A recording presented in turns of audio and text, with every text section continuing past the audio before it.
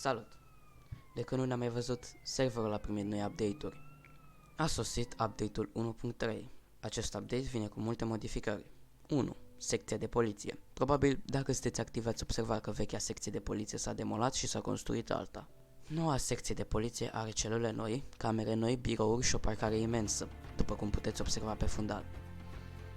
Secția este o construcție dificilă, nu e o construcție obișnuită de pe joc, este formată din multe structuri, pereți, fundații și multă muncă. În locul vechii secții s-a amenajat un teren de fotbal pentru doritorii de sport. 2. Jobul de muncitor la centrala nucleară. După cum știți, sediul SPP a fost demolat și în locul său s-a construit o centrală nucleară ce alimentează tot orașul X-Light. Centrala are nevoie de noi muncitori pentru a furniza curentul electric. Poți aplica chiar tu pe Discord. 3. Noua îmbrăcăminte pentru donatori. S-a lucrat și la îmbrăcămintea reprezentativă a serverului și s-a adoptat o îmbrăcăminte nouă pentru fiecare rang de donator.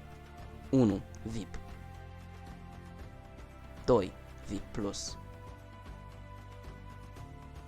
3. VIP Plus Plus 4. MVP 5. MVP Plus 4. Noul sistem de sancționare. Mulți jucători nu iau în considerare warn-urile de pe Discord, așa că s-a implementat un nou sistem cu comanda /warn din joc, fără să fie nevoie să notați pe Discord. Sistemul de warn acordă singur sancțiunile în mod automat.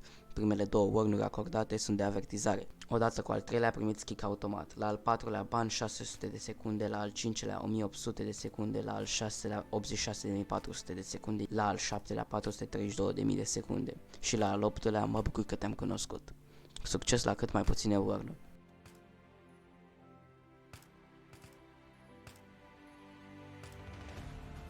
5. S-a implementat un sistem genial de cutii. Pentru a vedea cutiile, tastați comanda /creates, iar pentru a cumpăra aveți nevoie de gold. Pentru a face rost de gold puteți dona sau câștiga la giveaway-uri de pe Discord sau evenimentele organizate periodic pe server. Sunt 7 cutii disponibile cu diferite premii pe care le puteți vizualiza pe Discord.